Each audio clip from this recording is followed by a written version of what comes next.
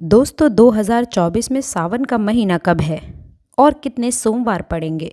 सावन की समाप्ति कब है तथा रक्षा बंधन भी कब है? और व्रत का पारण कैसे करें? व्रत में कौन सी चीज़ें नहीं खानी चाहिए और एक ऐसा उपाय हम इस वीडियो में बताएंगे जिससे आपकी भोले बाबा की कृपा से 7 जन्मों की परेशानी भी दूर हो जाएगी। जानिए सब कुछ इस वीडियो में। सबसे पहले दोस्तों इस वीडियो को लाइक करके कमेंट में लिख दें हर हर महादेव। ओम नमः शिवाय, जय शिव शंकर। दोस्तों सावन का महीना शिव भक्तों के लिए प्यार की सौगात लेकर आता है। यही वो महीना है जिसे हम प्यार का महीना भी कहते हैं। पक्षियों की चहचहाट मधुर संगीत में बदल जाती है और दोस्तों वर्षा ऋतु का आगमन होता है। प्रकृति जगमग्न हो जाती है, खूबसूरत शब्दों में आपस में बातें करती है। साथ ही साथ शिव भक्त बड़े ही ज़ोरों शोरों के साथ में सावन के महीने का बड़ी ही बेसब्री से इंतज़ार करते हैं। सावन में भगवान शिव धरती में आकर अपने हर वक्त के घर में वास करते हैं और उनकी सच्ची भक्ति से धन धान्य करते हैं। सावन का हर एक दिन बहुत ही शुभ माना जाता है। हर दिन पवित्र होता है। हर दिन भगवान शिव की पूजा की जाती है। लेकिन सोमवार के व्रत की बात ही कुछ और होती है। पवित्र और शुभ दिन होता है सोमवार का दिन। इस दिन व्रतधारी व्रत रख के संपूर्ण फलों की प्राप्ति करते हैं और अगले दिन सावन के पवित्र महीने में फिर से सोमवार के व्रत के आने की कामना करते हैं ताकि सावन में हम व्रत का फिर से संपूर्ण पालन और फल प्राप्त कर सकें। दोस्तों आपको बता दें कि इस बार सावन का महीना 2024 22 जुलाई और सोमवार के दिन पड़ेगा। सावन की समाप्ति होगी 19 अगस्त के दिन और सावन के आखिरी सोमवार के दिन ही 19 अगस्त यानी सोमवार के दिन ही रक्षाबंधन का त्यौहार भी मनाया जाएगा। दोस्तों अब जानते हैं कि सावन के इस पवित्र महीने में कितने सोमवार पड़ेंगे और आपको कितने व्रत रखने हैं। आइए जानते हैं। सावन मास का पहला दिन 22 जुलाई को है। पहले ही दिन सोमवार के दिन दोस्तों सावन पड़ने से 4 चांद लग गए हैं। सावन का दूसरा सोमवार व्रत 29 जुलाई दिन सोमवार है। तीसरा सोमवार व्रत 5 अगस्त, सावन का पवित्र व्रत 12 अगस्त के दिन पड़ेगा और 19 अगस्त को 5वां सोमवार है। दोस्तों ऐसे में कुल मिलाकर 5 सोमवार पड़ेंगे और अंत में 19 अगस्त यानी सोमवार के दिन सावन समाप्त हो जाएंगे। दोस्तों ऐसे में हम जानते हैं कि सावन के इस पवित्र महीने में कौन सी गलतियां नहीं करनी चाहिए जिससे कि शिव नाराज ना हो। और सावन व्रत में ये फल तो कभी मत खाना, नहीं तो भगवान भोले बाबा आपसे क्रोधित हो सकते हैं, आपका व्रत टूट सकता है। आइए जानते हैं कुछ ऐसी ही सावधानियां जिन्हें भूल करके भी नहीं करना चाहिए। नंबर 1, शास्त्रों में कहा गया है कि व्रतधारी को उधार मांगकर फल आदि नहीं खाने चाहिए। इससे पाप लगता है और व्रत अधूरा रह जाता है। सोमवार का व्रत हो या कोई भी व्रत क्यों ना हो, पड़ोसियों से मांग करके भी व्रत आदि में फल वगैरह नहीं खाने चाहिए। व्रत में उधार मांगकर खाने से व्यक्ति का व्रत झूठा हो जाता है। ईश्वर की शरण में आने पे व्यक्ति को झूठ नहीं बोलना चाहिए, कर्ज नहीं लेना चाहिए, चुगली आदि नहीं करनी चाहिए, उधार मांग करके भी नहीं खाना चाहिए। यदि आपको कोई अपनी मर्जी से खाने के लिए व्रत में कुछ देता है तो उसे आप खा सकते हैं, लेकिन कम से कम उधार मांगकर फल आदि नहीं खाना चाहिए। इससे पाप लगता है और व्यक्ति की पवित्रता भंग हो जाती है। दोस्तों नंबर 2, सोमवार का व्रत हो या सावन का व्रत आपको नाशपाशी नहीं खानी चाहिए। दरअसल इस व्रत का नाम नाश यानी कि नाश करने वाला होता है, इसलिए इस फल को व्रत में नहीं खाना चाहिए। व्रत आदि को छोड़कर किसी और दिन आप कभी भी खा सकते हैं, लेकिन अगर जिस दिन आपका व्रत हो उस दिन नाशपाती का सेवन नहीं करना चाहिए। भगवान को भी नाशपाती नहीं चढ़ानी चाहिए। दोस्तों नंबर 3, कुट्टू या फिर सिंगाड़े का आटा खाने से भी आपका व्रत टूट सकता है। आपको बता दें कि लंबे समय से रखा हुआ आटा आपका व्रत भंग कर सकता है। दरअसल पुराने आटे में घुन आदि कीड़े पड़े जाते हैं जो ठीक तरह से दिखाई भी नहीं देते हैं। ऐसा आटा खाने पर दरअसल आप मांस का सेवन करते हैं और व्रत में कीड़े खाना घोर पाप के बराबर माना गया है और आपका व्रत भी भंग हो जाता है। व्रत में ताज़ा आटा खाना चाहिए। लंबे समय से रखे हुए आटे में कीड़े पड़ जाते हैं, ऐसा कभी ना करें। व्रत हमेशा शुद्धता में ही रखना चाहिए। सावन का महीना बड़ा ही पवित्र महीना माना गया है, इसलिए ये 5 चीज़ें भगवान शंकर के पास कभी भी ना रखें। तो चलिए जानते हैं। दोस्तों नंबर 1, जहाँ रखा हो शिवलिंग या फिर महादेव की कोई भी प्रतिमा तो वहाँ पर भूल करके भी चप्पल जूते लेकर नहीं जाना चाहिए। जरा सोचिए कि जब आपके कमरे में कोई जूते चप्पल लेकर प्रवेश करता है तो आपको कितना क्रोध आता है। इसी कारण महादेव भी आपसे नाराज हो सकते हैं और आपको मिलने वाला फल नष्ट हो जाता है। ऐसे में मंदिर के अंदर बिना ही चप्पल के प्रवेश करना चाहिए। जी हाँ दोस्तों, आपको बता दें कि नंबर 2, अक्सर महिलाओं को मासिक धर्म आ जाता है और वो बिना किसी को बताए पूजा पाठ कर लेती हैं, जो कि शास्त्रों में वर्जित माना गया है। इस समय महिलाओं को जान करके भी अनजान नहीं बनना चाहिए, यदि आपको मासिक पीड़ा है तो घर के मंदिर में या फिर बाहर बने मंदिर में आपको कभी प्रवेश नहीं करना चाहिए। इससे देव शक्तियाँ नाराज होकर क्रोधित हो सकती हैं। ऐसे समय में शिवलिंग को छूना घोर पाप के बराबर माना गया है। जरा सोचिए कि ऐसी अवस्था में जब महिला को बुरा लगता है तो ईश्वर को कितना बुरा लगता होगा। इसलिए महिलाओं को ऐसी अवस्था में मंदिर यात्रा, घर में पूजा पाठ, भगवान की प्रतिमा को छूना या फिर तुलसी में पानी भी नहीं डालना चाहिए। तुलसी का पौधा भी सूख जाता है। जब देव शक्तियाँ नाराज़ होती हैं तो लाजमी है कि घर में कंगाली और गरीबी, लड़ाई झगड़े होने लगते हैं। ऐसा कभी मत करना। दोस्तों, नंबर 3, शास्त्रों में बताया गया है कि जहाँ होता है शिवलिंग तो वहाँ पर सभी शक्तियाँ अग्रसर रहती हैं। यदि घर में होता है शिवलिंग तो वहाँ शक्तियाँ महादेव की कृपा से सदैव पा लेती हैं। वास्तुशास्त्र के अनुसार शिवलिंग में हर वक्त ऊर्जा का संचार होता रहता है। इसीलिए शिवलिंग पर जलधारा हमेशा होनी चाहिए, जो ऊर्जा को शांत करता है। कुछ लोग अपने घर में शिवलिंग तो रख लेते हैं, लेकिन वो 1 हफ्ते के बाद जल चढ़ाते हैं, जो कि बिल्कुल भी अच्छा नहीं माना जाता है। यदि जल नहीं चढ़ा सकते हैं तो आप अपने घर में शिवलिंग स्थापित कभी ना करें, जो कि गरुड़ पुराण में बताया गया है। इससे उल्टा घर में विनाश होता है। नंबर 4, शास्त्रों में बताया गया है कि तुलसी और महादेव का बैर माना गया है। इसी कारण तुलसी में शिवलिंग और गणेश की प्रतिमा को नहीं रखना चाहिए। कई लोग जाने अनजाने में शिवलिंग को तुलसी में रख देते हैं और घर में परेशानियां आना शुरू हो जाती हैं। इससे महाशक्तियाँ क्रोधित हो जाती हैं। शिवलिंग पर तुलसी भी नहीं चढ़ाना चाहिए। तुलसी में और शिवलिंग में कुछ दूरी होनी चाहिए। दोस्तों, नंबर 5, घर का मंदिर या फिर बाहर का मंदिर। किसी भी मंदिर में ऐसे व्यक्ति को प्रवेश नहीं करना चाहिए जिसने स्त्री प्रसंग अर्थात संभोग किया हो या फिर उसने मांस खाया हो। यदि आप शारीरिक रूप से गंदे हैं तो मंदिर के आसपास भी नहीं जाना चाहिए।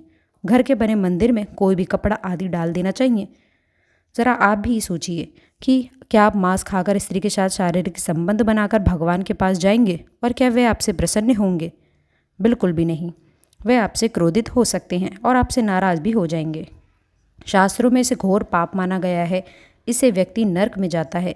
ऐसा दुष्ट स्वभाव मनुष्य की बर्बादी का कारण माना गया है। ऐसा ना करें। ईश्वर के साथ में हमेशा नहा धोकर पवित्र मन लेकर जाना चाहिए। इससे सभी शक्तियाँ आपसे प्रसन्न रहती हैं। दोस्तों, सावन के महीने में महादेव को ऐसे बेलपत्र कभी मत चढ़ाना बहुत ही अशुभ माना जाता है।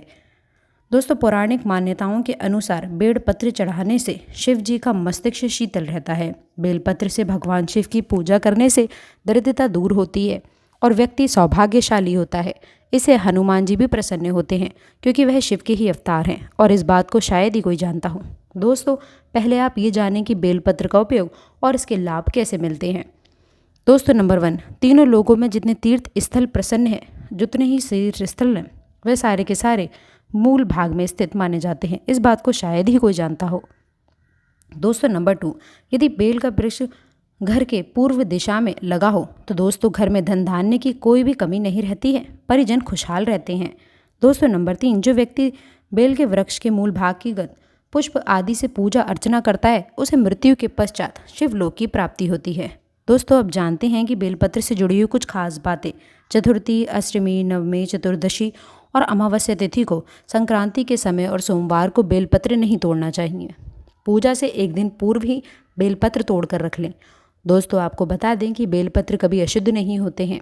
यदि आपको पूजा के लिए नया बेलपत्र नहीं मिल रहा है तो आप किसी दूसरे के चढ़ाए हुए बेलपत्र को स्वच्छ जल से धोकर भगवान शिव को अर्पित कर सकते हैं। दोस्तों, बेलपत्र में 3 पत्तियां होनी चाहिए। कटी-पटी पत्तियों का बेलपत्र भगवान शिव को अर्पित गलती से ना करें। कटी-पटी पत्तियों को अर्पित करने से शिव का अपमान माना जाता है और बेलपत्र का भी। इसलिए बेलपत्र की पत्तियां एकदम साफ होनी चाहिए। दोस्तों, सावन के इस पवित्र महीने में यदि जिस व्यक्ति को 5 संकेत मिल जाएं तो इससे यह पता चलता है कि महादेव आपकी भक्ति से बहुत प्रसन्न हैं और आपको धनी होने से कोई नहीं रोक सकता। तो चलिए जानते हैं। दोस्तों, नंबर 1, बैल का दरवाजे पर आना। नंदी महाराज भगवान भोलेनाथ के वाहन हैं। नंदी को भगवान शिव का द्वारपाल भी कहा गया है। नंदी महाराज को बुद्धि और ज्ञान का प्रतीक माना गया है। शिव के मंदिर के बाहर हमेशा नंदी महाराज विराजित रहते हैं। लेकिन यदि सावन के इस पवित्र महीने में अचानक से नंदी महाराज आपके दरवाजे पर आ जाएं और घर की चौखट पर सींग मारने लगें, तब समझ लेना चाहिए कि भगवान शिव आपके घर में आने वाले हैं, जो कि एक उनके आने का संकेत है। भगवान शिव आपकी भक्ति से बहुत प्रसन्न है और आपके घर में खुशियाँ आने वाली हैं। आपको धनी होने से कोई नहीं रोक सकता, लेकिन याद रखिए कि नंदी माता को तिलक लगा करके मीठा भोग जरूर लगाएं। दोस्तों, नंबर 2, सावन के पवित्र महीने में अचानक से आपके सपनों में यदि शिवलिंग दिखाई दे जाए, अर्थात भगवान शिव दिखाई दे जाएं, तो दोस्तों इससे आपको ये समझना चाहिए कि अब आपके जीवन से परेशानियों का अंत जल्द ही हो जाएगा। भगवान शिव आपकी सच्ची आराधना भक्ति से बहुत खुश हैं और वो आपके घर में आने वाले हैं। ऐसे में याद रहे कि शिव की भक्ति में कोई कमी नहीं होनी चाहिए। घर को गंदा मत रखना, क्योंकि आपके घर में भगवान शिव आने वाले हैं। नंबर 3, शास्त्रों के अनुसार माना गया है कि नीलकंठ भगवान शिव का प्रतीक है। यदि आपके घर में सावन के महीने में नीलकंठ छत पर आकर बैठ जाए तो उसे भूल करके भी मत भगाना, क्योंकि भगवान शिव के ही प्रतीक माने गए हैं। ऐसे में आपको खुश होना चाहिए, क्योंकि भगवान शिव आपकी भक्ति से बहुत खुश हैं। शास्त्रों में बताया गया है कि नीलकंठ यदि मनुष्य के घर पर आकर बैठ जाएं तो साक्षात घर में महाशिव के आने के संकेत माने गए हैं। अब बुरे दिन जाने वाले हैं। कहते हैं कि श्री राम ने इस पक्षी के दर्शन करने के बाद ही रावण पर विजय प्राप्त की थी। दोस्तों नंबर 4, सावन के पवित्र महीने में अचानक से घर में काला सांप यदि निकल आए तो बहुत ही इसे शुभ माना गया है। इसे बिल्कुल भी न मारें, भगवान शिव के आने का संकेत है। जिनकी भक्ति से महादेव प्रसन्न होते हैं, तब महादेव किसी खास अवसर पर ही अपने दर्शन देते हैं। सावन का महीना बहुत ही पवित्र महीना माना गया है। यही वो महीना है जिसमें भगवान शिव धरती पर आते हैं और उसी घर में अपना वास बना लेते हैं जो सच्चा भक्त होता है। सपनों में किसी मंदिर में नाग नागिन का जोड़ा देखना बहुत ही शुभ माना जाता है। ये घर में शिव के आने के संकेत है। अब आपको खुश होने की आवश्यकता है। दोस्तों नंबर 5, यदि आपको शिव के डमरू की आवाज़ सुनाई दे, जी हाँ दोस्तों, तो ये अत्यंत शुभ माना गया है। इसका अर्थ ये है कि भगवान भोलेनाथ आपसे प्रसन्न है और जल्दी आपके घर और जीवन में प्रसन्न करने वाले हैं, जिससे आर्थिक संकट दूर होकर जीवन में सुख समृद्धि लेकर आने वाले हैं। महादेव बहुत खुश हैं। दोस्तों अब जानते हैं कि सावन के पवित्र समय में घंटी क्यों बजाई जाती है, घंटा क्यों बजाया जाता है, ताली क्यों बजाई जाती है, मंदिर के अंदर कारण क्या है, शंकर के मंदिर में घंटी क्यों बजाई जाती है, शंकर के मंदिर में घंटी को क्यों बजाया जाता है, ताली को बजाना क्यों मना करा जाता है, शिव मंदिर में किस लिए करा जाता है। तो दोस्तों बता दें कि मंदिर के अंदर या फिर घर के अंदर गरुड़ घंटी जब आप बजाते हो, घंटी का जब आप अलखनाद करते हो, तो शिव महापुराण की कथा और लिंग पुराण की कथा, विष्णु पुराण की कथा कहती है कि मात्र घंटी का नाद करने से जितने भूमि पर तीर्थ हैं, जितने साधक साधना कर रहे होते हैं, जितने तप कर रहे होते हैं, जितनी पवित्र नारी स्त्री का पारण कर रही होती है, जितने दान हो रहे होते हैं, कुछ समय पर जिस समय पर तुमने घंटी बजाई है, उस पल वह सारी पुण्य घंटी का नाद करने से तुम्हारे खतरे में आ जाती हैं। शंकर जी के मंदिर में जाके ताली का नाद किया जाता है। ताली शिव मंदिर में क्यों बजाई जाती है? मंदिर में जितने भी लोग बैठे होंगे, जो भजन कर रहे होंगे, जो साधना कर रहे होंगे, अभिषेक कर रहे हैं, पूजन कर रहे हैं, 3 बार ताली बजाने से उनका सारा का सारा पुण्य हमारे खाते में आ जाता है, खिंचा चला आता है। हमारा भाग्य प्रबल हो जाता है, 1 सेकंड में हमारे खाते में आ जाता है। तो हमें लगता है कि हम शंकर को रिझा रहे हैं, शंकर जी को शिव जी की ज़रूर देते हैं। घर में करो घंटी का नाद। जी हाँ दोस्तों, इसलिए बच्चों को खेलने के लिए घंटी नहीं दी जाती है। गरुड़ घंटी को खेलने के लिए नहीं देता। दोस्तों दूसरा सामान दे देंगे, पर गरुड़ घंटी नहीं देंगे। क्यों नहीं देते? क्योंकि गरुड़ घंटी का जब नाद किया जाता है तो सबका पुण्य हमारे खाते में जाता है। कोई साधारण है घंटी बजाना, पूजन के समय, स्मरण के समय पर भजन आदि करना चाहिए, इसलिए तभी घंटी का प्रयोग करना चाहिए। तो दोस्तों आशा करते हैं कि वीडियो में दी गई जानकारी आपको पसंद आई होगी, और यदि आप इन सावधानियों को रखेंगे तो आप अपने पाप नष्ट करके पुण्य में भागीदारी बन सकते हैं। तो दोस्तों आशा करते हैं कि वीडियो में दी गई जानकारी आपको पसंद आई होगी। वीडियो अच्छी लगी हो तो वीडियो को लाइक करिएगा, अपने दोस्तों के साथ शेयर करिएगा। अगर आपने अभी तक चैनल को सब्सक्राइब नहीं किया है तो चैनल को सब्सक्राइब करके बेल आइकन ज़रूर दबाएं। अंत तक जुड़े रहने के लिए बहुत बहुत धन्यवाद।